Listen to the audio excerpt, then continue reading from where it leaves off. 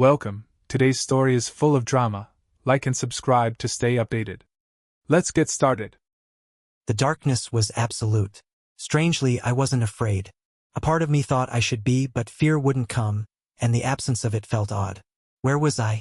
The last time I'd experienced anything like this was inside a sensory deprivation chamber. Maybe that's where I was now.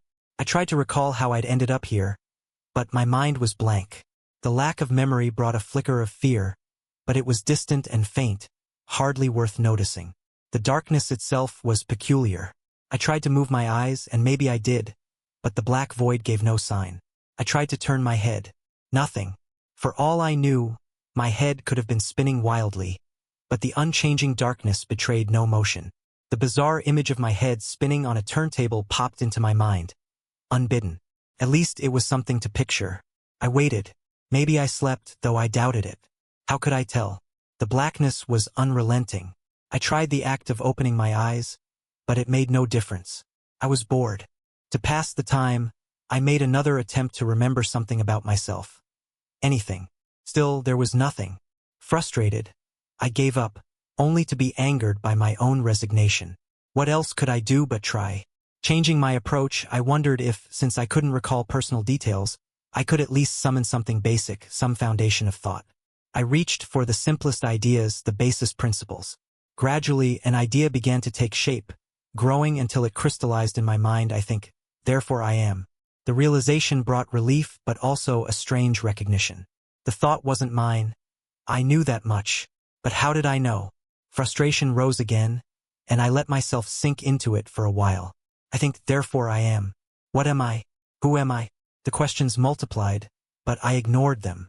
Trying to find the answers had failed before and only led to further frustration. I shelved them and thought about thought. I pondered how I knew the meanings of the words I was thinking. Meanings. Abstract words have abstract meanings. Perhaps if I thought of something more concrete, I could get further. What concrete concepts should I think of? Now that I had an approach to my problem, I felt happier. But my problem was now a different one. My situation did not encourage anything more than cerebral concepts. Cerebral. That was a concrete word, or sort of, what did it mean? Of the brain or something like that. The brain was certainly concrete. I remembered a diagram I'd seen once in a biology textbook. Book. Another concrete word. I loved books. I shrugged aside the question that this begged library shelves and shelves of books just waiting to be read. Bliss. Bloody hell, stuff was just pouring out. Associations were fanning out from the central concept too fast for conscious recollection. Typical. You wait for half an eternity for a concrete concept. Then an infinite number of them arrive at once. Bus. Big red things that carried many people and traveled in convoys. I remembered sitting on the rear seat of a bus with a girl. Kissing. Groping. Now this was more like it. I couldn't remember the girl's name or mine for that matter, but the kissing was nice. More than nice, actually.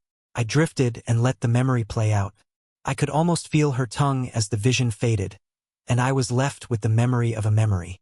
Still, it had been pleasant while it lasted. My mind fizzed. I remembered that this was how I felt sometimes when I woke from oversleeping. Perhaps I was asleep, and this was all just a weird nightmare. Horror of the night. Lady of the night. Sex. Every train of thought seemed to end in sex. I tried again. Rad, surely that was innocuous enough. Road. Car. Back seat. All right, I knew when I was beaten. I wondered at my preoccupation with the three-letter word. Jesus, now I was thinking in euphemisms. Purple prose. I wondered at the derivation of that phrase. I recollected something about a period of American history in the late 19th and early 20th centuries. I seem to recall it being called the Purple Period, but was purple prose named after the period or vice versa? I mentally shrugged my shoulders. Shoulders. Body. Comma. Yeah, enough already. All of a sudden, I could feel my thoughts becoming disconnected and random. Vague associations skittered off in all directions, and I felt myself fade away. I wondered vaguely if I would be back. Sleep. To sleep. Perchance to dream. Blackness. A familiar feeling. I wondered how long I had slept. If this was a nightmare, it was taking an extraordinarily long time to play itself out. Now that I had opened the floodgates, as it were, odd memories would pop into the forefront of my mind. A game of cricket played between the upper and lower sixth. It had been a balmy day. We'd imported a ringer. He was our age but had left school a couple of years ago. He played in his spare time for the county second or third team. Even so, he was the fastest bowler I'd ever faced. While we waited for the lower sixth to arrive, he persuaded me to face him while he bowled a few looseners. I don't think I saw a single ball. I heard them, though.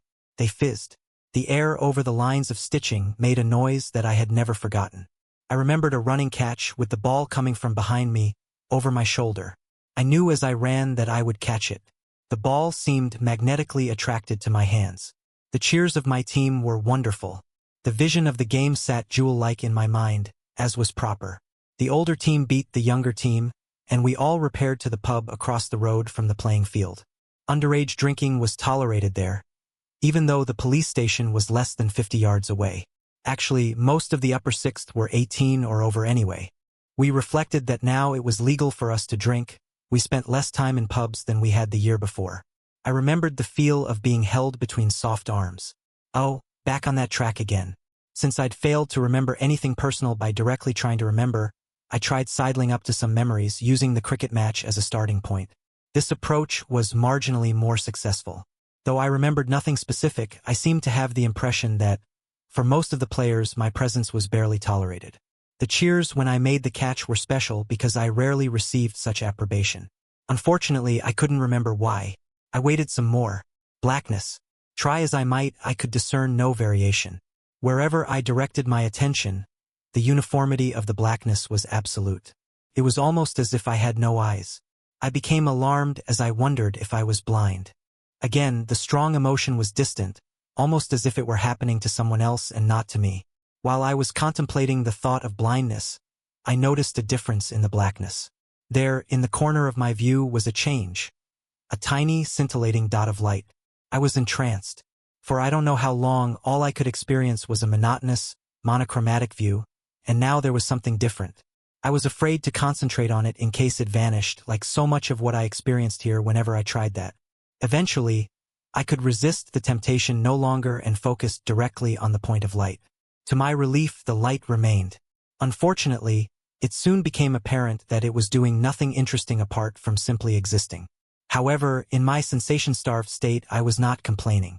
Even so, it was a long time before I noticed that the light was changing. Slowly, it grew.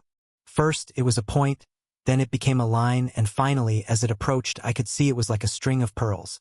Each bead glowed with an opalescence that was the most beautiful thing I had ever seen. The beads continued to grow larger.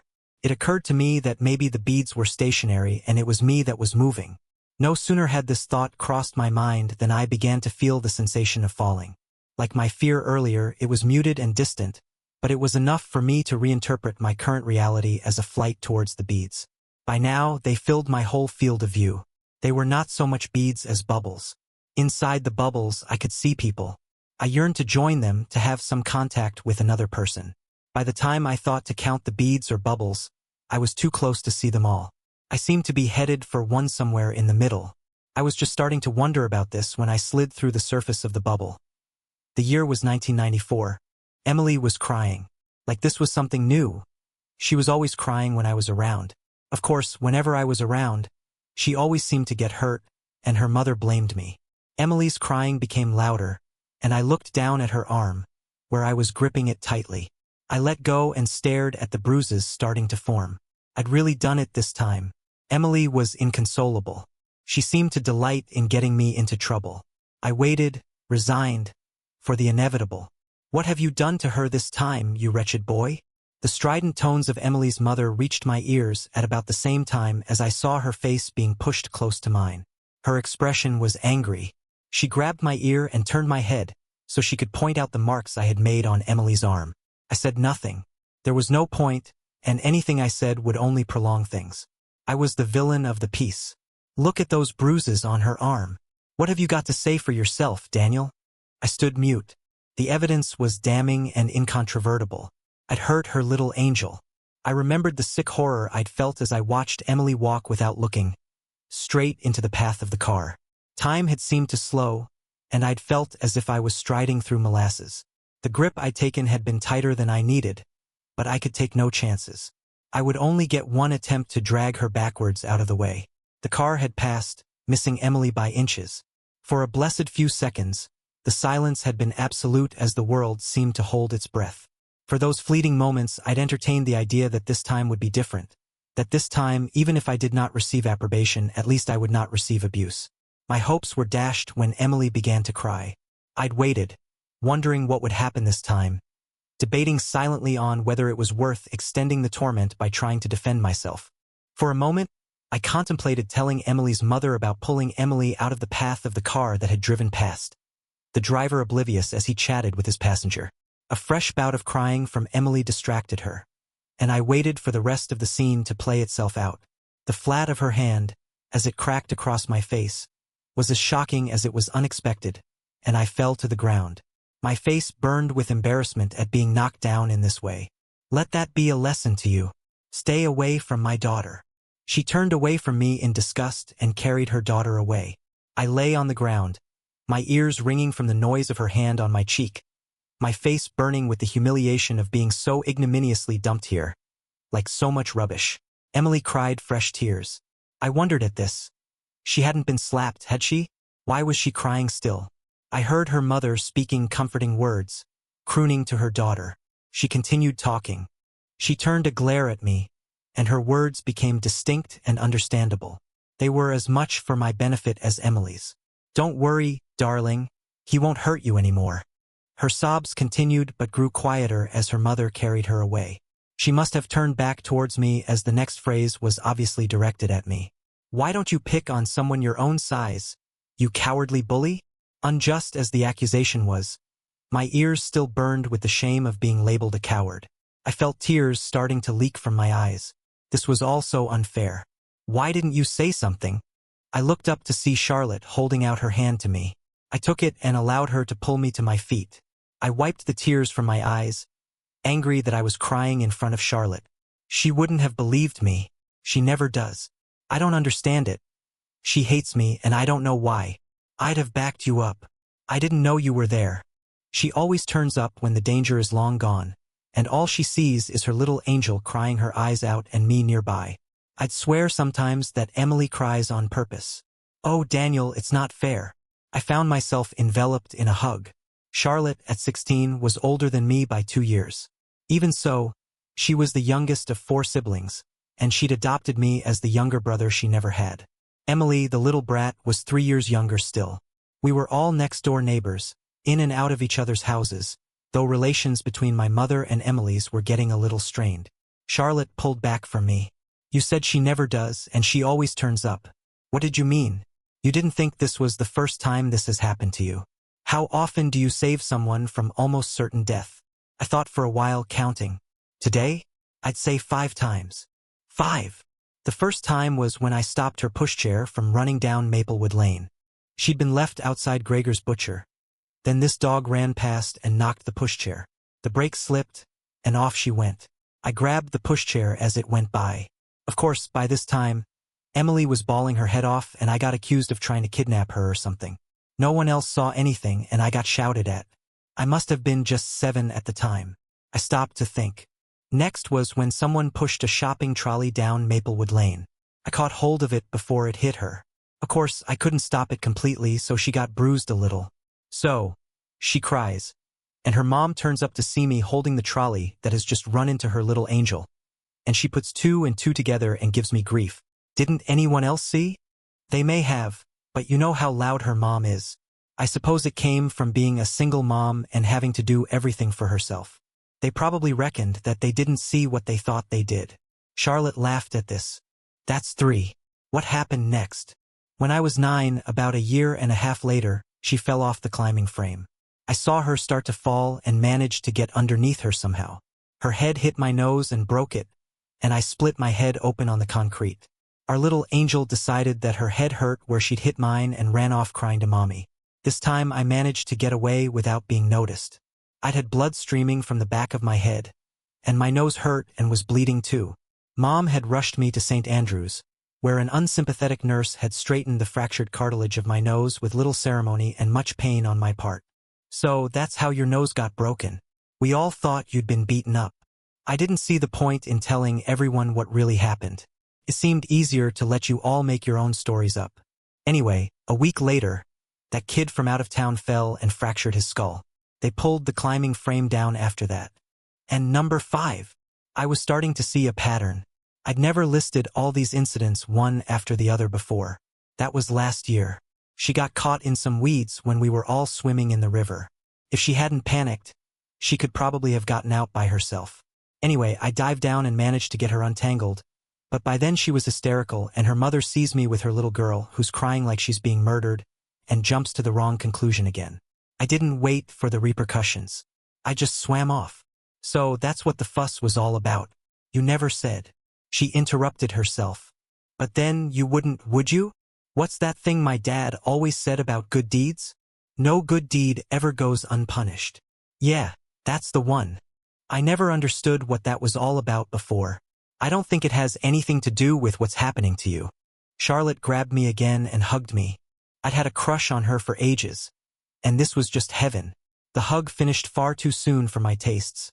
But the consolation prize of a gentle kiss from her sent me floating away on a cloud, the sting of my cheek forgotten. She smiled at the effect her kiss had on me, and then she turned and walked back to the cheering of her friends. The blackness was back. With nothing to distract me, my mind became a positive hive of questions, buzzing angrily in search of an escape. What was it all about? It seemed familiar, and while it was going on, I knew I'd lived it before. But it was like I was a spectator or something. Was I in some sort of super-duper VR machine? If so, why couldn't I remember anything? I mulled over the details of the scene I'd just been in. Emily, our little angel. Something about her nagged at me. And the other girl, Charlotte. She felt like my older sister. I knew she loved me, but somehow, I knew I didn't have an older sister. It had all been so clear when I was in the scene. Why couldn't I remember things now? I knew that my dad had died. He'd been a hero. Saved a kid from being run down by a runaway truck but couldn't get out of the way himself. The pain from that seemed muted, and I surmised that it had been some time ago. Was I the kid? I didn't think so, but I couldn't remember the details. The enigma of Emily's mother remained. Why did she hate me so much? Why did she always see the worst of any situation with me in it? What had I done to deserve it? The questions buzzed around in my mind, never alighting long enough for me to think coherently about any one of them. The sting of the slap on my face still seemed to throb, but it was fainter now, just the echo of a memory of a memory. I felt a ghostly acceleration, and then I was turning and diving into the next bubble in the string. It was 1995. Excuse me, young man. I turned to look at the speaker. I heard giggles, and from the corner of my eye, I saw Emily and some of her friends staring and pointing at me. The sun was shining outside, making the shop seem darker than normal. I wondered what fate had in store for me now. I groaned inwardly at the unintentional pun. The security guard motioned me to one side. "What's the problem?" I asked, warily aware that even at this early stage, people were starting to look at us. The little angel and her friends seemed to find my predicament extraordinarily diverting. The guard ignored my question. "Have you paid for everything in your bag today?" he asked, his tone dripping with irony. He must have seen something or thought he'd seen something, I amended to myself. Outside, the girls were becoming more animated. I started to get a bad feeling about this. I realized that the guard had stopped and was waiting for my answer. I replayed the conversation in my head up to this point. "I think so. That is, yes," I replied, then added as an afterthought. "Unless someone has slipped something in my bag without me noticing." The guard looked disappointed. Then I realized I'd said one of the magic phrases that I'd learned from some of my wilder acquaintances. I struggled to remember other things that were important to say or do when you'd been caught shoplifting. Since it wasn't an activity that I had much interest in, I hadn't taken much notice. I started to regret my inattention. I was led to a door with the word private on it. I remembered something else my friends had said.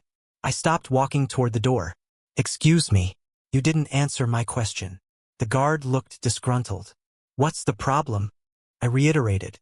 "I have reason to believe that you haven't paid for all the items in your bag."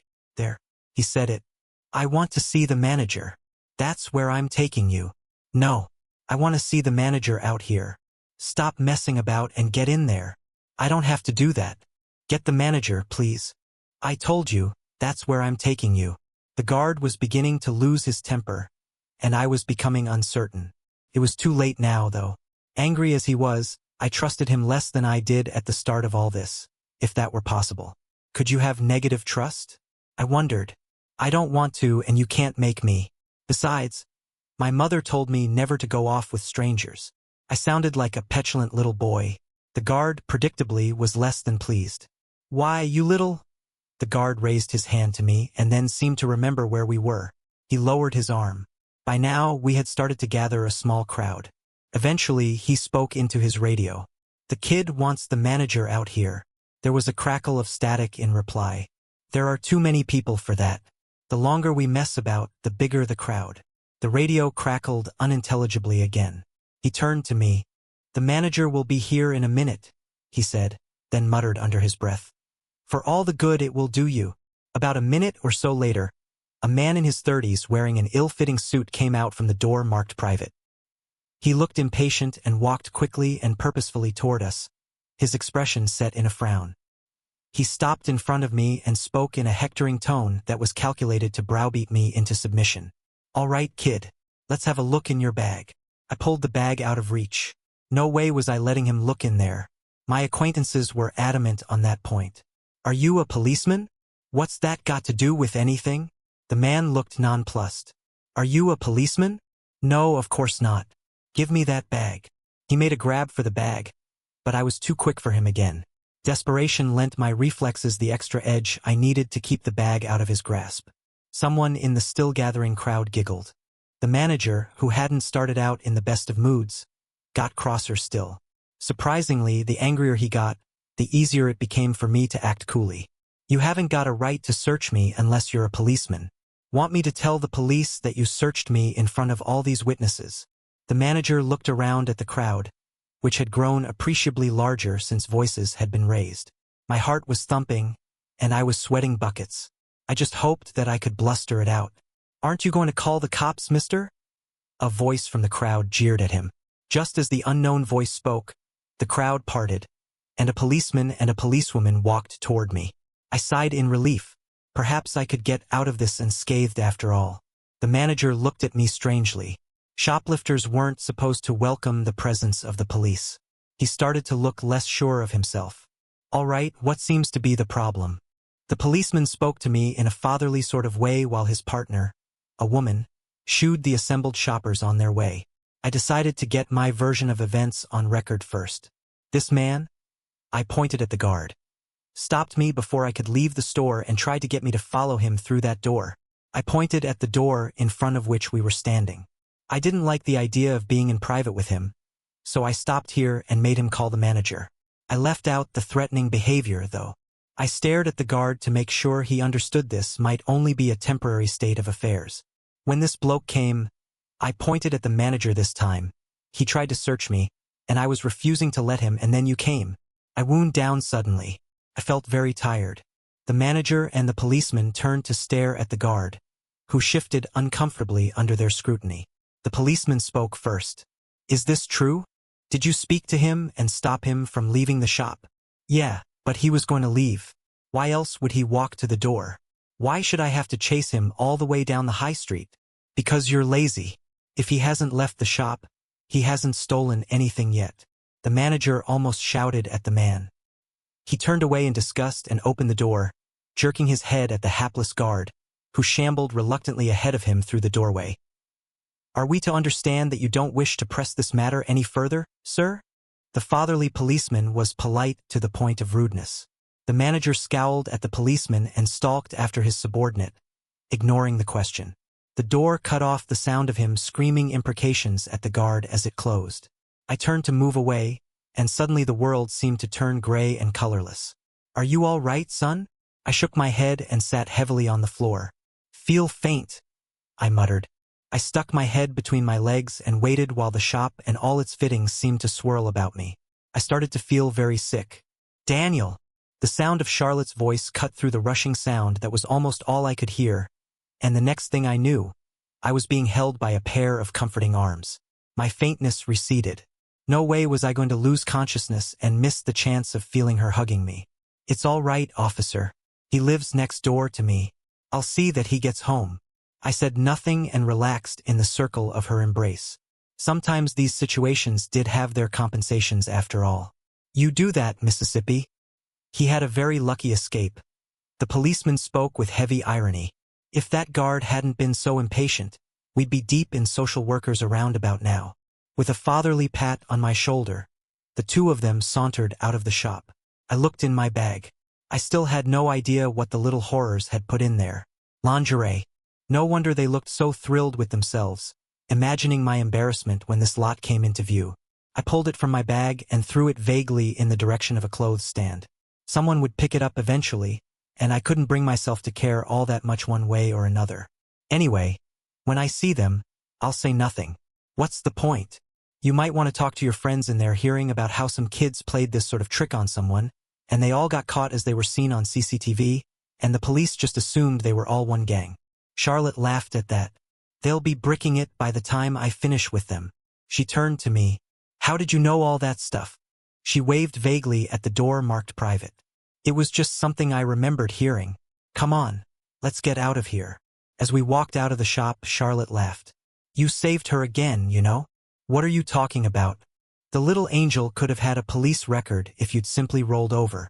I bet they were on CCTV like you said. I shrugged. I didn't feel like I'd saved anybody. I just felt tired. Charlotte turned to me and spoke again.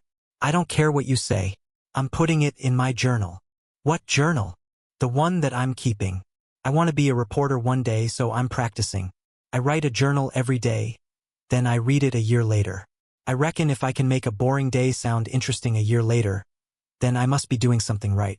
And today is definitely not boring. Oh, I felt too tired for a witty retort.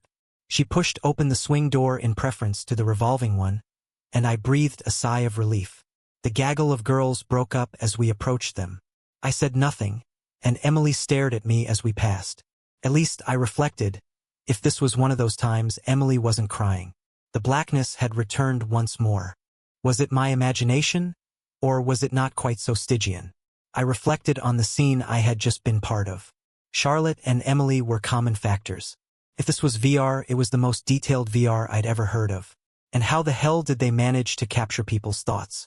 I veered away from the dawning realization that this was no VR scenario. But now the thought was planted. It was impossible not to keep returning to it. Was I dead?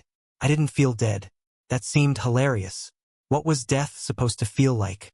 I struggled to remember anything, but all I had, apart from the odd fact, was the last two scenes. For some reason, the details of the scenes seemed etched on my consciousness. But then when I concentrated on them, they flowed away. Even so, I persevered and found that I could eventually bring everything to mind. My name was Daniel, and I knew two girls, Charlotte and Emily. For some reason that I couldn't fathom, Emily's mother hated me. I thought of Emily. I remembered the way that the sunlight had caught her hair and made it glow. She was a nice kid on the whole, apart from a tendency to cry at awkward times. If it weren't for her mother, I'd have been happy to live next door to her. I let myself drift, and for a second, I thought I could hear a voice. A girl's voice. I turned toward the sound, and it stopped. And then I was turning and weaving to put me in position to dive into the next bubble. It was 1996. I watched in horror as Emily grabbed the half-full bottle of whiskey they had filched from her mother and drank it down. I'd been hidden in the trees, where I had been standing for an hour or more, waiting for the time when they would feel sick or something and I could grab the bottle away before they could do any real damage to themselves. I'd watched as the three girls took swigs in turn from the bottle. It had been obvious to me, though, that the other two weren't half as drunk as they made out. I remembered something I'd read about drunkenness. It had said that drunken behavior was a learned behavior, and then it had gone on to detail a tribe of South American Indians that got progressively quieter the more drunk they got because that's the way everyone else behaved when they were drunk. I dare you. Yeah, go on. Finish it off. I bet you can't. Emily can't take her drink. Ken too. So finish it off. The raucous shouts interrupted my reverie, and I stood paralyzed with indecision as she gulped down most of the rest of the bottle. She lost a lot of coordination, and streams of whiskey ran from the corners of her mouth, but she managed to swallow most of it. I'd hoped to wait until they became careless, but half a bottle of whiskey in one go was dangerous. She could die of alcohol poisoning. As I stepped into the clearing, the other girls shrieked in drunken terror and ran away. Emily swayed drunkenly and dropped the bottle. Go away, spoil sport. What should I do? I grabbed the bottle from her nerveless fingers and threw it into the trees. What next? Medical help, of course. But did I have time to wait for an ambulance? I couldn't leave her alone while I found a phone. So I'd have to take her with me. And God knows how long it would take me with her in this state. Could she afford the time? Hang on. If I could make her sick, then perhaps she would get away with just a hangover. It was worth a try, as she could easily die if that amount of alcohol got into her system on top of what they had been drinking in the last hour. I dithered for a bit longer, then bent her forward and stuck my longest finger down her throat. "Why you doing?" Her querulous questioning was cut short as she spewed up the last hour's worth of drink, plus what was left of her last meal. True to form, I was covered in the stuff and she was spotless. I laughed mirthlessly. One way or another, I always got screwed by events. Oh well. If this was the worst that happened to me this time, I'd count myself lucky. What the hell is going on here? I think my heart must have stopped for a second. I thought it was Emily's mother, brought here by the terrified stories of her friends. But then I sighed in relief as I realized it was Charlotte. Bloody hell, Charlotte. You scared me half to death. Maybe you deserve it. What are you doing to the poor girl? Unlike the rest of the estate, Charlotte didn't automatically assume I was always in the wrong. But that didn't mean she was a pushover either. She'd always been clear-eyed about the fact that I could do bad things occasionally. I thanked God or fate or whoever that had sent her to me and explained the situation as concisely as I could. She drank half a bottle of whiskey in one go. I had to make her sick before the stuff could get into her system. I think she needs to go to a hospital, though. Could you call an ambulance while I take her home? How come you're here? I saw the three of them sneaking the bottle from Angie's house. I know what I was like at her age, but whiskey's much more dangerous than sherry. So, I decided to follow them and see if I could stop them from getting into too much trouble. I shrugged my shoulders helplessly. Perhaps I should have told someone, but I didn't think she'd end up drinking most of the bottle by herself. Will you go and call the ambulance while I get her out of here? Charlotte nodded in agreement and ran down the path to find a telephone. By now, Emily had started to register how ill she was feeling, and as usual, she started to cry. At least her mother wasn't here to abuse me about it. I wondered how long that state of affairs would last. This thought spurred me into action. Come on, Emily. Let's get you home. We wove unsteadily through the trees until we reached the field that backed onto our houses. I looked out across the field and was relieved to see that there appeared to be no one about. Perhaps I'd be lucky this time and I wouldn't get blamed for this. Take your hands off my daughter, you little tearaway. Emily was dragged from my grasp and hustled off to her house by a neighbor. This left me to the tender mercies of Emily's mother. I felt myself being pushed forward and stumbled, falling to the ground. I resigned myself to whatever was to come next. God, you're stinking drunk and covered in spew. You're disgusting. By this time, a small crowd of jeering teenagers had gathered, eager to see me get my comeuppance. Events had gotten away from me again, and I waited for the maelstrom to stop. Just at this point, the paramedics rolled up, just in time as things appeared to be getting ugly. Someone call an ambulance for a young girl. Had a bit too much to drink. I could see Charlotte running to catch up. She was wasting her time. There's only this young tearaway. He doesn't need an ambulance, though. Just a damn good hiding. The crowd grumbled its agreement. I hoped the presence of the two outsiders would keep them in check. The paramedic ignored the tirade and spoke to me gently, coaxingly. Come on, son. Let's get you back to the ambulance and checked over. I'll give him credit. The only sign he made of my vomit-ridden state was a slight wrinkling of his nose. I nodded dully and followed him, anxious to get away from the crowd. Charlotte caught up to us. What happened? She asked, breathless from running, her chest heaving. I marveled at the fact that I took the time to notice this. I risked a side glance and saw that the medics were just as enthralled. Perhaps it was a man thing. Still, I could see she was expecting some sort of explanation. I dragged my eyes from her and answered her. The little angel did it again. Her mother dragged her away before I could say anything, and then I nearly got torn apart by the angry mob. These two, I indicated the paramedics, turned up just in the nick of time and saved me from God knows what. I turned to speak to the two men. Thanks for saving me from them. I'd shake your hand, but I doubt you'd appreciate it just at the moment. Charlotte giggled at this. The paramedics looked at me strangely. This was not the conversation of a drunken yob. Oh well, I couldn't blame them for their perception. I wasn't exactly looking my best. You don't sound very drunk, one of the paramedics said, his voice tinged with uncertainty. His partner looked interested. This was clearly a change from the usual Friday night drunkenness they dealt with. Charlotte leapt to my defense, fierce like a mother hen defending her chicks. He's not. The vomit is from the girl. I rang the ambulance for her. Daniel made her sick to stop her from getting poisoned. She glared at the paramedics, daring them to denigrate my actions, or me. It made me feel good, knowing that someone was on my side for once. I wondered what would happen when, inevitably, she left for university. She drank half a bottle of whiskey in one go. I didn't know what else to do. I elaborated on Charlotte's statement. Did I do the right thing? Was there anything else I should have done? The two medics exchanged glances. It was better than nothing, son, given the circumstances, said the serious one. The other one chimed in. Next time, though, stand behind them before you stick your finger down their throat. The two of them chuckled quietly, their gallows humor a defense mechanism, no doubt. It allowed them to do their jobs and sleep at night.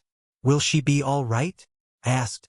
I wasn't going through all of this only to have her die in spite of my efforts. I had to be sure. Probably, the serious one said. Tell us where she lives, and we'll make sure she's all right before we leave. Before they turned to leave us alone, the first paramedic spoke again. You did okay, lad. You might well have saved her life. I shrugged. It was becoming a habit. We gave them Emily's address, pointing out her house and describing what it looked like from the front. They left, assuring us they'd make sure Emily was all right. I wished them luck.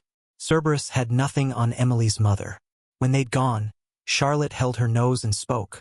That was number 7. I laughed. Can I borrow your garden hose? I can't go home smelling like this.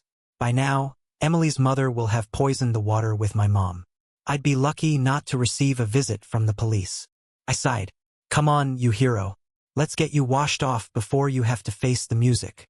As I popped through the bubble on the other side, I was able once more to think for myself. Some things were clearer. I knew for certain that I was re-experiencing episodes from when I was younger. I reveled in the knowledge. This was a relief.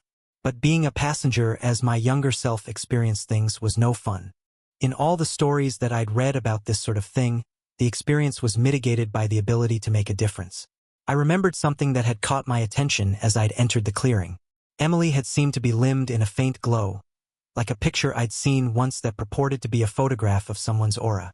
I didn't think my younger self had noticed it, but the advantage of being a passenger was that you got to notice stuff the driver couldn't. I wondered if what I was experiencing was normal. Did everyone who died get to do what I was doing? I'd heard of a person's life passing before their eyes, but I'd always imagined a sort of cinematic quality, possibly with comfy seats and surround sound. This was more Slaughterhouse-Five than anything I'd read about near-death experiences.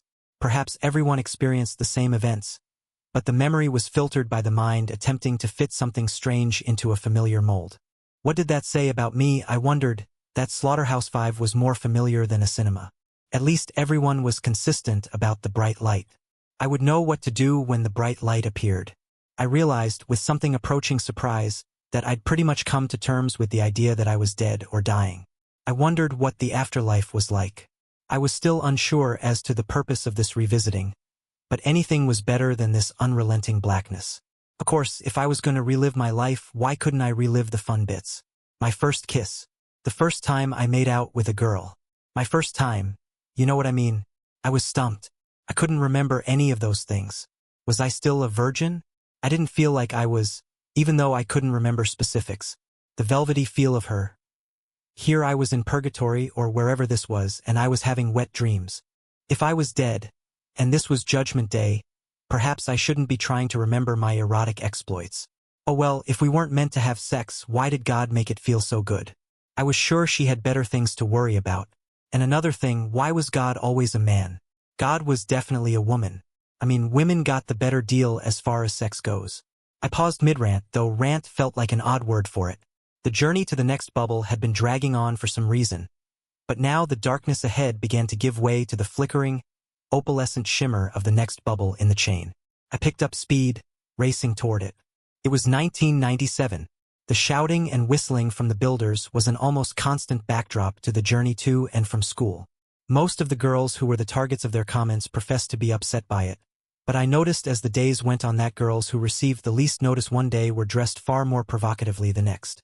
Once I realized this, it became a game for me to play as I waited for my friends to join me spot the girl who was ignored yesterday. Today, it was one of Emily's friends, Sarah, who had felt the least appreciated, and she had gone for the full miniskirt and belly shirt look in an effort to ensure she received her due measure of wolf whistles. I decided to follow and see what happened. As they approached, Sarah was spotted, and the volume of the whistling increased tremendously. For some reason, this seemed to bother Emily. She stopped to adjust her shoes and surreptitiously rolled the waistband of her skirt to raise the hemline a bit more. I noticed she seemed to be surrounded by a glow as a shaft of sunlight illuminated her. I started to walk toward her, drawn by a feeling of dread. Below, the sound of the workmen screaming a warning penetrated the background noise of whistles and catcalls. I sprinted the few feet that separated me from Emily and pushed her out of the way of the scaffolding pole that was about to fall onto the pavement inches from where she had been standing. The fact that I was now in almost the same position Emily had been meant that I was going to suffer the full effects of the falling pole. I watched with helpless horror as it fell toward me. It dropped vertically, smashing into the pavement less than a foot from where I was standing, paralyzed. The noise of the pole hitting the pavement was deafening at such close proximity. Chips from the paving stones flew up and lacerated my face. The pole fell sideways and crashed into my shoulder, numbing it in a way that boded no good when eventually the feeling returned. Emily had fallen when I pushed her aside and scraped her knees. The shock of her fall was wearing off, and she started to cry again. Her crying made her the center of attention, and soon she was surrounded by her friends and other shocked adults who had seen the pole fall. By then, I knew that Emily injured and me in the vicinity was not a good combination. I took my chance and sidled sideways along the wall, trying not to draw attention to myself. With luck, I could be around the corner before someone remembered me, and perhaps this time I wouldn't be the subject of Emily's mother's unwelcome attention. The last thing I needed was to raise my head above the parapet. Unlike other folks, I never seemed to get a second chance. Someone whispered in my ear, "That's number 8. I turned to see Charlotte shielding me from the fray surrounding Emily. "Shall we get you away from here before you get blamed for something?" I nodded my agreement, and she put her arm around me, helping me stumble away from the scene. The sounds of the crowd questioning each other about what had happened filtered through the growing ache in my shoulder. "Saved her life, I reckon. Pushed her out of the way. Did you see?" "No, just a blur. He was so quick." "Is she all right?" "Could have been a lot worse." "Is he all right?" "Who?" "The lad that saved her." "Must be he's not here now. I wonder where he went." The last voice must have belonged to Emily's mother. The pain in my shoulder was getting much worse. The last thing I heard as I rounded the corner was the frantic tones of Emily's mother. "Who did this to you?" As if I didn't know. "Where is he?" The sound of approaching sirens spurred us to move faster. With Charlotte supporting me, we walked as quickly as I was able toward the medical center for some first aid. Even though things were definitely bad, there were compensations like being this close to Charlotte. She was gorgeous. Trouble was, while I lusted after her, she still saw me as the little boy next door that she treated like a younger brother. I tried to take my mind off the growing pain in my shoulder by concentrating on the sensations of her proximity, the smell of her, fresh and slightly musky, the softness of her skin. I let the arm I had around her waist drop slightly and reveled in the feel of my hand on her bottom. I could feel the muscles flexing there as she walked. "Hey, hands off," she said, smiling to show she wasn't too serious.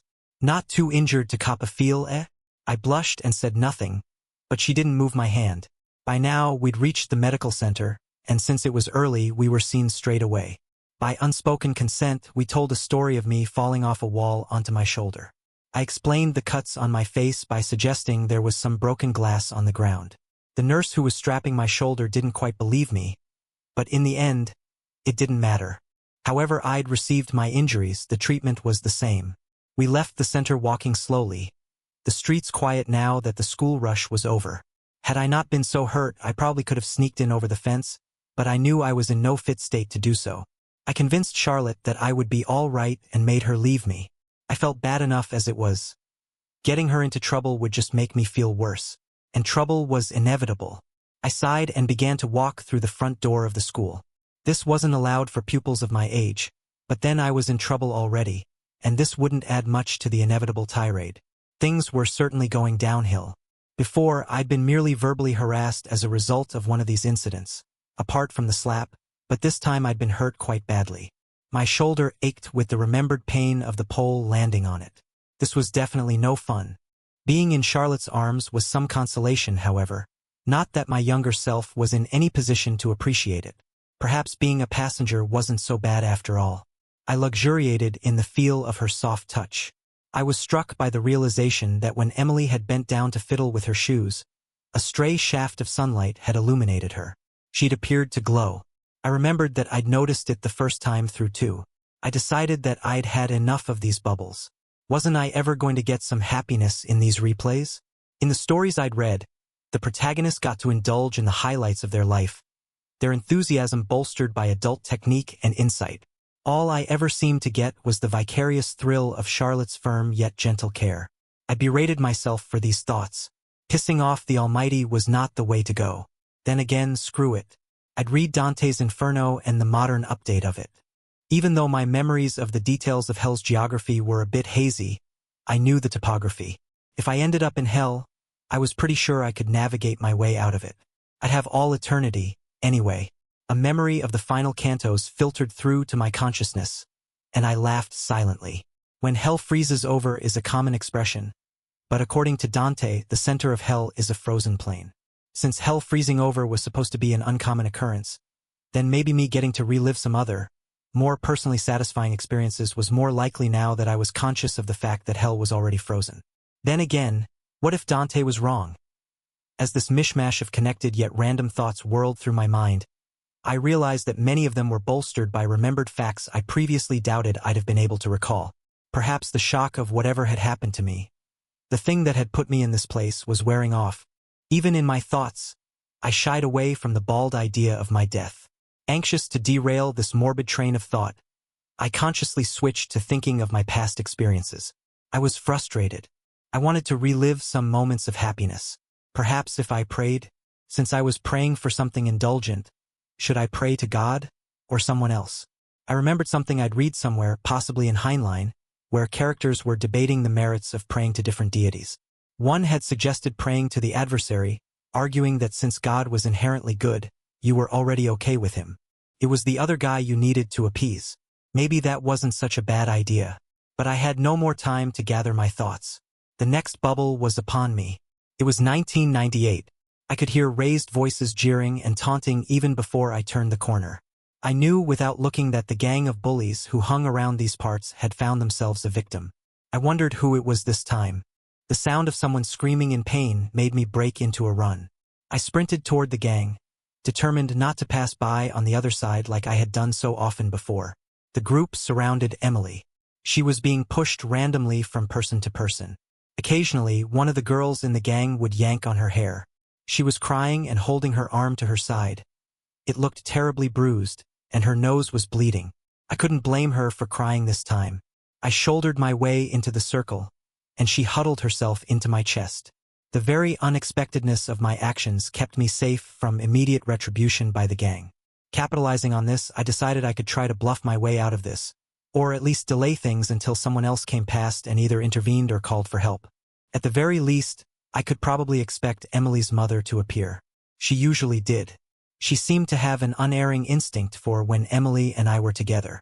I gathered my courage and shouted at them. "Screw off and leave her alone, you wankers. How you gonna make us, then?" sneered a tall, wiry girl. She had a reputation as a real hard case.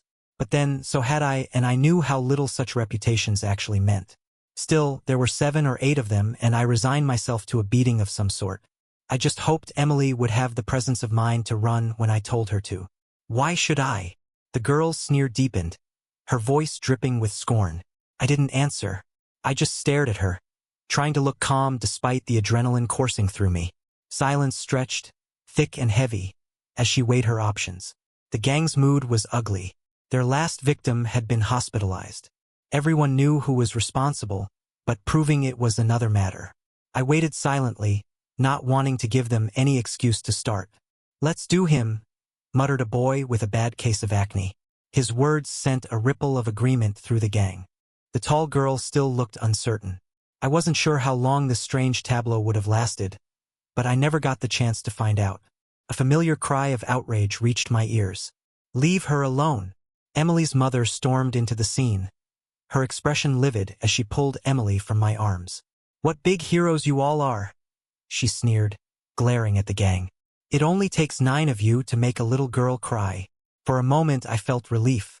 Perhaps this time she'd see reason and understand what was going on. But no. Her fiery gaze turned to me. "And you," she spat, "don't think I don't know what you're up to. You're no better than the rest of them." Before I could say anything, she wound back her hand and slapped me across the face. The crack of her palm against my cheek echoed in my ears, and I stumbled back, stunned. "I told you what would happen last time," she barked before turning away, dragging a still crying Emily with her. I stood there, my face burning with humiliation and disbelief. Emily's mother was gone, but her words lingered like a toxic haze. The gang didn't waste the opportunity. They turned on me with a vengeance. Early in the beating, I was tripped and went down hard, which only made it easier for them to lay into me with their boots. I curled into a ball as best I could, shielding my head with my arms, but it wasn't enough to keep the blows from landing on my ribs, legs, and back. Pain blossomed everywhere, sharp and relentless. Somewhere in the fog of agony, I heard the sound of running feet and an angry shout. "Oh, Daniel, what have they done to you?" It was Charlotte. She knelt beside me, her voice trembling with fury as she addressed the gang. "Get the hell away from him, all of you." The gang hesitated.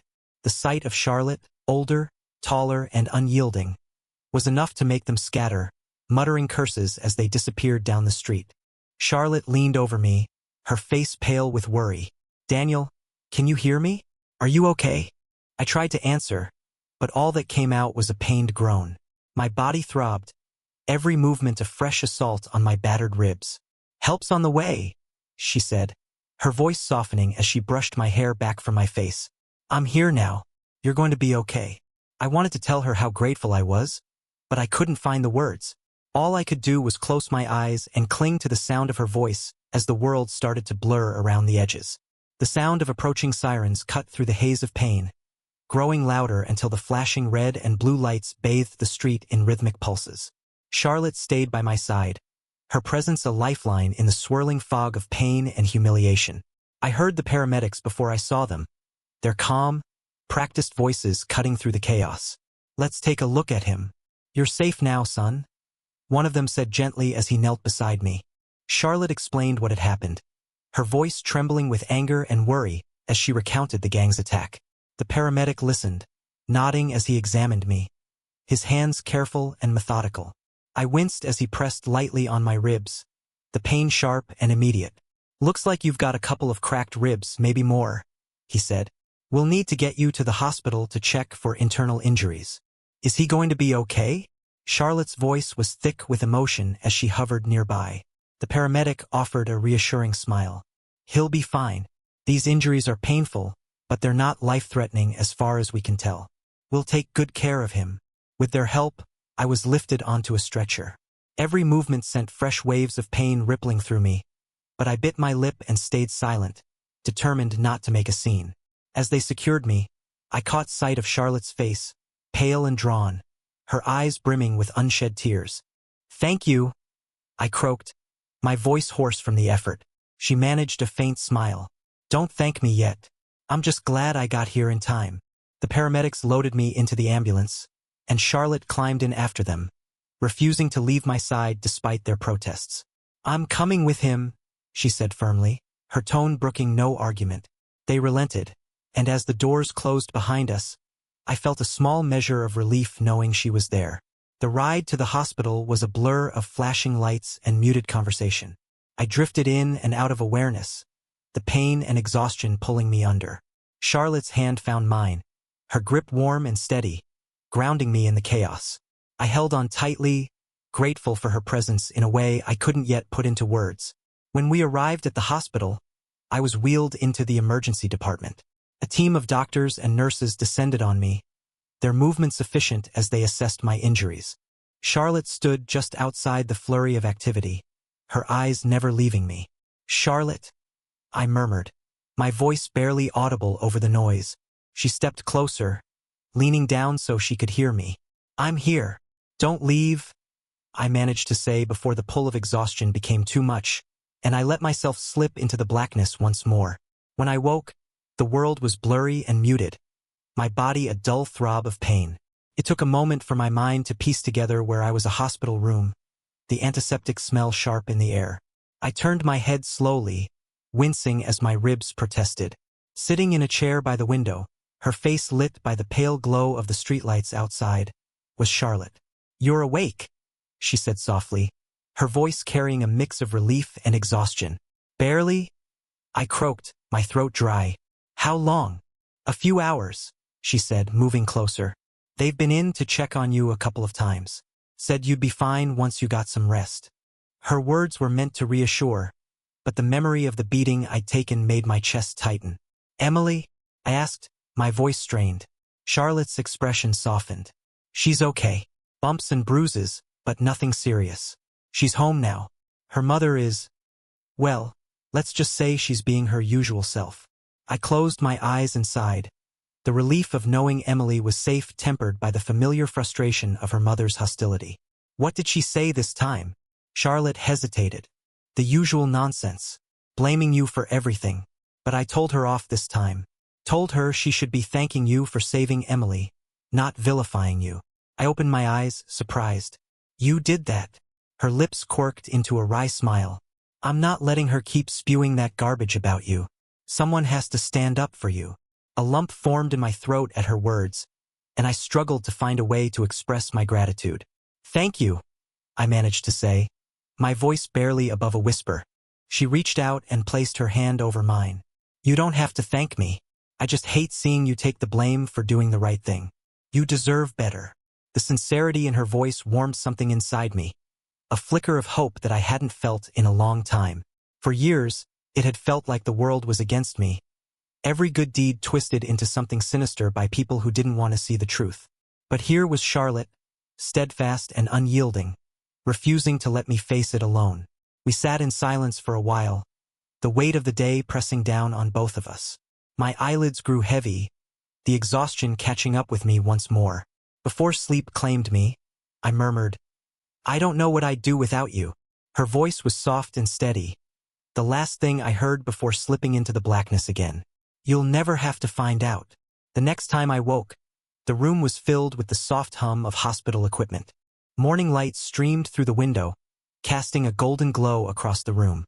My body still ached, but the sharp edges of pain had dulled to something more manageable. For a moment, I lay there, piecing together the events that had brought me here. Charlotte was no longer in the chair by the window, but her coat was draped over it. She hadn't gone far. I was just beginning to wonder where she was when the door opened, and she stepped in, holding 2 cups of coffee. Her face lit up when she saw I was awake. "Good morning," she said, setting the cups on the bedside table. "How are you feeling?" "Like I got run over by a bus," I replied, my voice still hoarse. "But I've been worse." Her smile widened, though there was a trace of sadness in her eyes. "That's not exactly a glowing review, but I'll take it." "Thanks for staying," I said, meeting her gaze. "You didn't have to." Her expression softened. "Of course I did. Someone had to make sure you didn't try to sneak out of here before you were ready." "I wouldn't do that," I said, though we both knew it wasn't true. Hospitals had never been my favorite places, and the thought of lying around for days while people fussed over me made my skin crawl. "You would?" she said with a teasing lilt in her voice. "But not this time. You're staying put until the doctors say otherwise." I chuckled, the sound rough in my throat. "Bossy as ever." "Someone has to be," she said, her tone light but her eyes serious. "Daniel, you have to stop putting yourself in harm's way for people who don't appreciate it." Her words hit harder than I expected, and I looked away, unsure how to respond. "It's not about appreciation," I said finally. "It's just the right thing to do." She sighed, pulling the chair closer to the bed and sitting down. "I know. That's what makes you who you are. But it doesn't mean you have to do it alone." I turned back to her, surprised by the intensity in her voice. I've never really thought about it that way. Well, start thinking about it, she said, her lips curving into a small smile. Because whether you like it or not, you've got people who care about you. Me included. Her words settled over me like a warm blanket, a reminder that even in the darkest moments, I wasn't alone. I nodded, the lump in my throat making it hard to speak. Thanks, Charlotte. She reached for one of the cups and handed it to me. Don't mention it. Now drink this before it gets cold. Hospital coffee isn't great, but it's better than nothing. I took the cup and sipped, grimacing at the bitterness. You weren't kidding. She laughed, the sound light and musical, and for the first time in what felt like forever, I allowed myself to relax. The day passed in a haze of nurses coming in and out, poking and prodding, asking questions and checking charts. Charlotte stayed with me through it all, her presence a steady anchor as I navigated the monotony of hospital recovery. By the afternoon, the doctor came by with some updates. Well, Daniel, you're healing well, all things considered, the doctor said, flipping through my chart. The ribs are going to take time and you'll be sore for a while, but there's no sign of internal injuries. We'll keep you here for observation another night, and if all goes well, you can go home tomorrow. Good news, Charlotte said, her smile brightening the room. You'll finally get some peace. I gave her a faint grin. Yeah. I can't wait to lie on my couch instead of this bed. The doctor chuckled. Just take it easy, no strenuous activity, and listen to your body. You've been through a lot. Let yourself rest. After the doctor left, Charlotte leaned back in her chair, stretching her legs out. Home tomorrow, huh? You must be thrilled. I'll miss the company, I said, my tone light, though I meant every word. Who's going to boss me around when I'm on my couch? She smirked. Don't worry, I'll check in on you. Someone has to make sure you're not doing something reckless, like trying to move furniture with broken ribs. I chuckled softly. You're relentless. It's part of my charm. The door opened again, and this time it was Emily. She stepped inside hesitantly, her gaze flicking to Charlotte before settling on me. Hey, Daniel, she said softly, her voice tinged with guilt. Can I come in? Of course, I said, shifting slightly to sit up straighter, wincing as my ribs protested. Charlotte stood. I'll give you 2 minutes, she said, her tone gentle. She squeezed my hand briefly before stepping out, leaving me alone with Emily. Emily approached the bed, her hands twisting nervously. I just wanted to say thank you, she began, her voice wavering, for what you did, for saving me, again. You don't have to thank me, I said, though her words warmed something inside me. I'm just glad you're okay. Tears filled her eyes, and she wiped at them quickly. I've been so awful to you, she said, her voice cracking. Or at least I let my mom be awful and I never did anything about it. You didn't deserve that. You've always looked out for me and I'm so sorry. I reached out, placing a hand over hers. It's okay, Emily. Really. It's in the past. She nodded, though her tears kept falling. I want to do better, she said, her voice firm despite the emotion. I want to be better. You've done so much for me, and I don't want to take it for granted anymore. Her sincerity was undeniable, and for the first time, I saw her not as the little girl who always seemed to be in trouble, but as someone who was trying to change. You already are, I said. This means a lot. She smiled through her tears, and for a moment, the room felt lighter. Thank you, she whispered. We talked for a while longer, the conversation easy and genuine, and by the time she left, I felt a weight lift from my chest. Maybe things were finally starting to change for the better. After Emily left, the room felt quieter but lighter. Her visit had been unexpected, but it left me with a sense of peace I hadn't felt in a long time. Maybe, just maybe, things really could change. Charlotte returned a few moments later, peeking through the door before stepping inside. How'd it go? She asked, her voice careful but curious. I smiled faintly. Better than I thought it would. She apologized. Really apologized. Charlotte's eyebrows lifted in surprise, then softened. Good for her. She owes you a lot. Yeah, but it's not about that, I said. It felt genuine, like she wants to make things right. Charlotte nodded as she sat back down. People can surprise you, even the ones you least expect. I leaned back against the pillows, letting her words settle over me. Maybe this is a turning point, I said quietly. Not just for Emily, but for everything. I think it could be, Charlotte said, her tone thoughtful. But you have to let people in, Daniel. You can't keep carrying everything on your own. I glanced at her, surprised by the intensity of her gaze. I've been doing that for so long. I don't even know how to stop. Well, start with me, she said simply. You've got me whether you like it or not. Her words struck a chord deep within me, and I felt a lump rise in my throat. I managed a small smile. I think I can live with that. She smiled back, and for a moment, everything felt lighter, simpler. The rest of the day passed in a blur of quiet conversations and a few more visits from nurses. By evening, the hospital staff had cleared me for discharge the next morning. Charlotte had already insisted she'd drive me home, refusing to let me argue.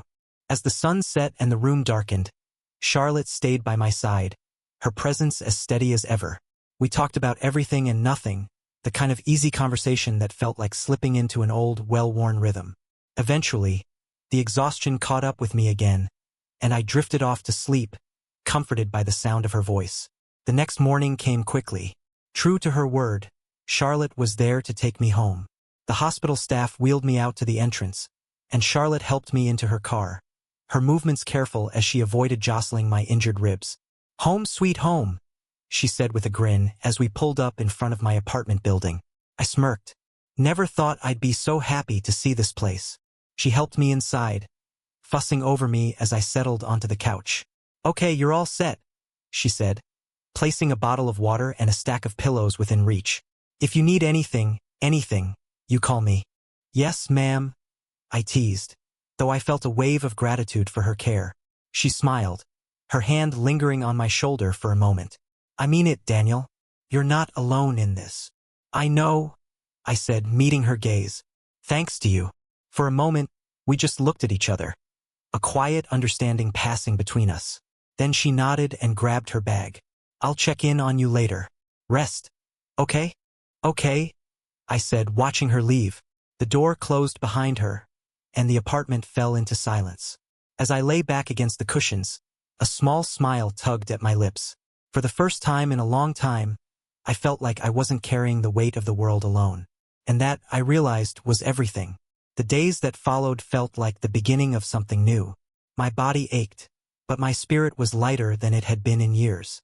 Visits from Charlotte, Emily, and even Emily's mother became a steady rhythm. Each brought their own kind of comfort: Charlotte's steadfast care, Emily's quiet attempts to mend the past, and even the begrudging warmth of her mother, who seemed to be slowly softening. One evening, as the sun dipped below the horizon, Charlotte showed up at my door with takeout and a mischievous smile. "Thought you could use some company," she said, holding up the bags.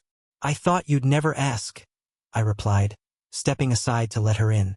We settled on the couch, the scent of noodles and spices filling the room. As we ate, we talked about everything and nothing. Plans for the future, shared memories, and the odd twists of fate that had brought us to this point.